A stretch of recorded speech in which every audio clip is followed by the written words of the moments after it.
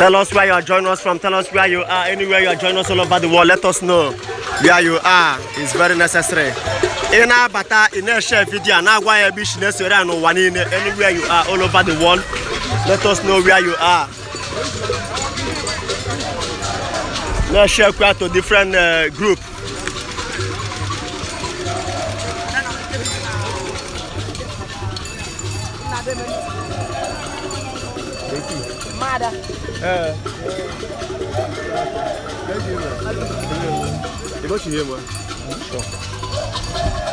Oh, Agumuna Steven, Dalo, they are watching from Jakarta, Indonesia.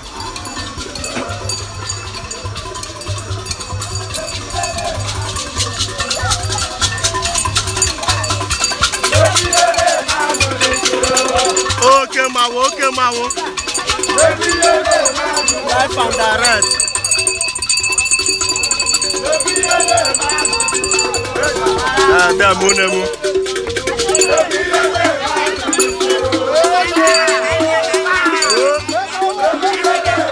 Na-share video ka ọ na-aga viral na-agwa ndị ọzọ maka ihe a na-eme ihe Aneke nke ndị Umuaga Obodoeze n'otu local government area of Enugu steeti. Wayo ọkụ ihe kwuru ka a na-eme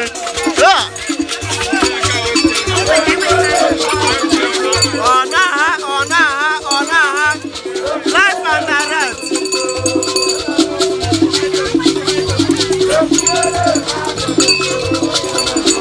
Wayo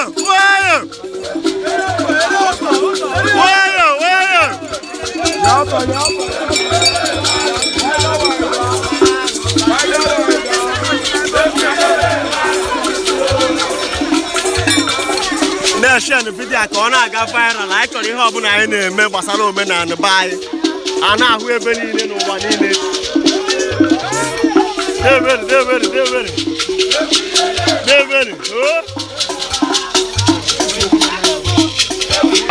Na-share ndị ọzọ a na-ahụ ya.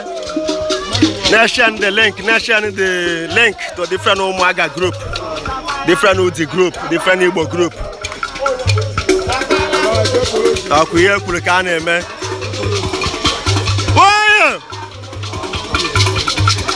Chakwala agụ n'ụzọ.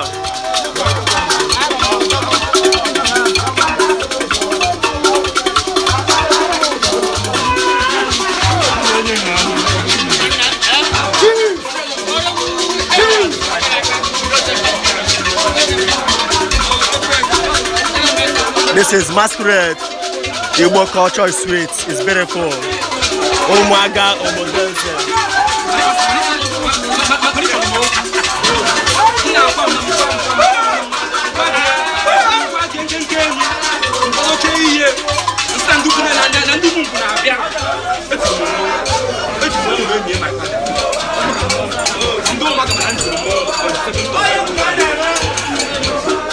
The connection video ka ọ na-aga viral.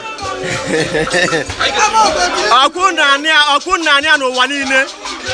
Mawo na-ewe the show, na-ewe the mawo.